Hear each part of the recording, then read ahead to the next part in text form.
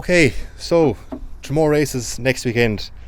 Generally speaking, Tramore race is a big festival buzz, and like everything this year, it's not going to be quite that, I guess. But like every sport, is dealing with it as best we can. I have Owen Byrne, racecourse manager, and I have Mark Phillips, our own racing correspondent. I want to start with you. Your expectations leading into next weekend. It's a different thing to plan for, I suppose, this year compared to most years. It is a different thing to plan for, Nigel. It's a racing day. Everything from a racing perspective stays the same and more. As in, we have so many protocols to follow, so many procedures with their whole health screening and things like that. So there's a lot to be done there. Unfortunately, we thought we might have owners back for this race meeting. We won't. That stayed the same again. So that's 6 weeks now since we thought originally we'd have owners. Now we won't have them. So that's a blow, because they could have come and enjoyed at least somewhat seeing their horses run. But so look, it is very different, but we're very grateful that we're still racing. People can enjoy it at home, hopefully in some manner, form, shape or form. We've things going online to try and promote that and get the people involved. But look, it's a big blow. It's a big blow commercially. It's a big blow for we're here. We're an entertainment business, and we want people packing the place. You know. Of course, yeah. Mark, from your point then, right, as someone who covers the sport, the changes you've seen since we've come back, because before lockdown really came in, racing was behind closed doors and successfully. It was going fine. And then, like everything, it had to come to a stop. The difference you've seen now in covering the sport, basically from home for the majority of it. Yeah, that's like a lot of people, I suppose, sports writers, you're doing it out from home because you can't attend the track as such.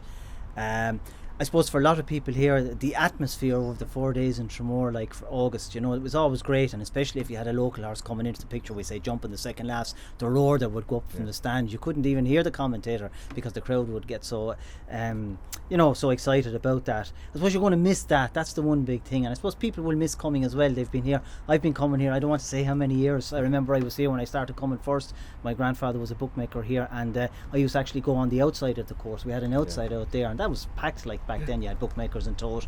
It's all changed a lot since, probably for the better, for safety and everything. But look, it's different, but I suppose that the main thing at the end of the day, we're still racing, and that's very important because you have so many people employed in the whole industry. If we weren't racing, they'd be all out of work. And you have welfare issues with horses want to run. They're being trained at home. They need to get on the race course and race. So it's a big change. But look, I think people are coping with it. It looks like it's going to be here for some time to come. We just have to, deal with it. We were all watching last week with Galway, and Galway's not only in Ireland it's known, but all around the world it's known as one of the big festival fields when it comes to racing. People, the likes of non-racing people, so to speak, turn up to Galway, and for the first time it was quiet stands in Ballybrit. It was eerie in a lot of ways, but the race went off successfully and it was good. Any lessons that you've been able to learn from watching that and how it was done? No, not really, to be honest. We've raced twice already in July behind closed doors, went off very successfully. My priority and our main concern here is ground and safety of riders and horses. And we prepare, so there's no change in what we do there. As you saw coming up the straight, we have the water machine going there. We always produce good ground here. Our ground is as we say it is. We like to think so. We get very good feedback. We got great feedback from our setup last week and the week before. And that's the main priority, and it's the same for all the tracks, to be fair. There's a whole element that's missing, obviously. Like, we have no hospitality here. We had 23,000 people over the 4 days here last year. It was a huge crowd on the Ladies' Day, so Ladies' Day is a massive miss for us in terms of revenue and hospitality and people enjoying themselves, and that's what we're here for at the end of the day. When it comes to the changes that you've had to put in so far, and you said you've been racing so far in a couple of days, what are the biggest changes you've come across really when it comes to actually running a race event for a day? It's more so the health screening and social distancing. They're the things that are majorly important. It's a 3-step process. You have to, 24 hours before you come racing here, you have to complete a health screening form online. If you have any sniffles or colds or anything like that, and you've answered it truthfully, which everybody has, thankfully, because there's no cases in racing at all, you get passed and you get a barcode. You turn up, you get temperature checked, and it's not just a thermometer, it's a full body screen that you get scanned with. and then you're into the racetrack. And if you don't have any of those three elements completed, you're not allowed to race. I mean, jockeys have forgotten, they're busy guys and ladies, and a couple have forgotten actually going to Galway. There were 3 jockeys who couldn't take their rides because they didn't have their health screening done. So there's no exceptions. It's just you either have it done or you're not doing it, and you're not coming in, and that's the way it is. So that's an adjustment, because there's a lot of moving parts to the amount of people that come here. People mightn't see it. It looks very sparse, but I think I had 60 people here who are between officials, our ambulance crews. We have 3 ambulance crews. We have to make sure that they're all health screened by the nature of their business. Some of them are healthcare workers as well, so it has to be very careful how that's all handled. And so there's a lot of procedure in place there. Our vets, our doctors, we have to have standby. If a doctor gets sick, we have 2 doctors here all the time. If one doctor gets sick, we have to have a standby, because we can't race without a doctor. If I don't have an ambulance driver out of the 3 crews that we're here, and it's one of the only sports you get chased by an ambulance, if I don't have a 3rd driver, I can't race. So there's a lot of moving parts to manage, but thankfully we've done it very successfully, and everybody's very willing, so that's the most important thing. When it comes to racing in general then, Mark, from what you've seen before, I know we had a couple of chats as it was coming back, and a lot of questions that I would have put to you would have been around what would be the form of horses like, because they haven't been able to run, and they need that run to maintain their form, and that was taken away from them for reasons that they clearly can't understand.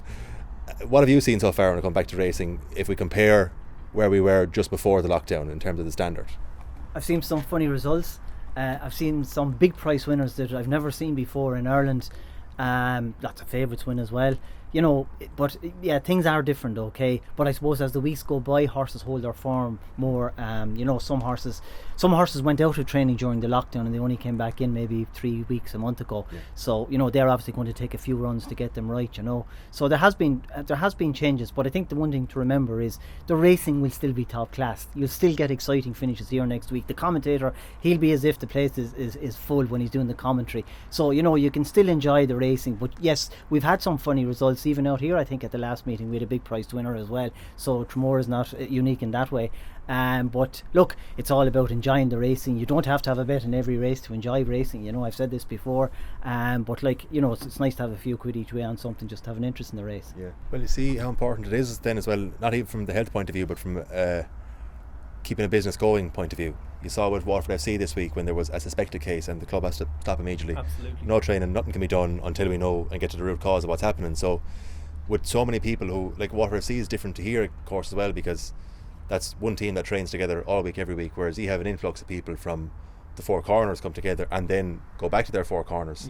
If there was to be a slip or a mistake, the risk that would be carried by that, it's a huge number of people who will be bringing that back to wherever they come from. So utter care is needed all the time. And that's why the rules are in place. And while it's vitally important for owners to be here, and it's in some ways, and it's great to have crowds, the risk is just too great at the moment. And it's an industry. We refer to it as a sport, and I think we've spoken about it a couple of times we've interviewed.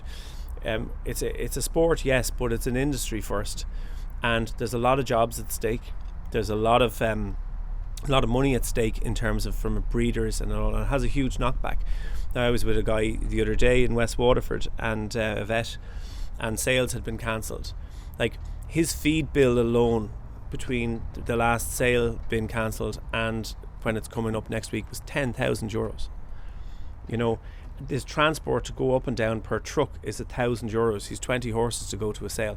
Now, that's his main business.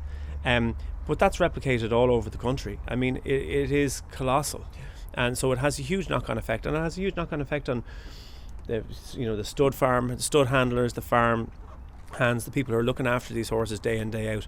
So this is, I think we said before, is the shop window, and people have to be able to race, because the horses still go out in their canter every day, and as Mark said, they don't know that they're not going anywhere on the lorry this week, but they have to keep on being brought to peak fitness. And it's like horses will have runs, they not a prep run, they always try to run to their best of their ability, but if you're 70% fit, your best of your ability isn't going to be what it's like. And it's like you playing a match, you have to have match fitness. You can train all you want, but you have to have match fitness, so it's vital for racing to go ahead. Best of luck next weekend. We'll talk to you in the time being. Mark, thank you very much. Thanks, Nigel. Cheers. WLR, IMRO Local Station of the Year. WLR.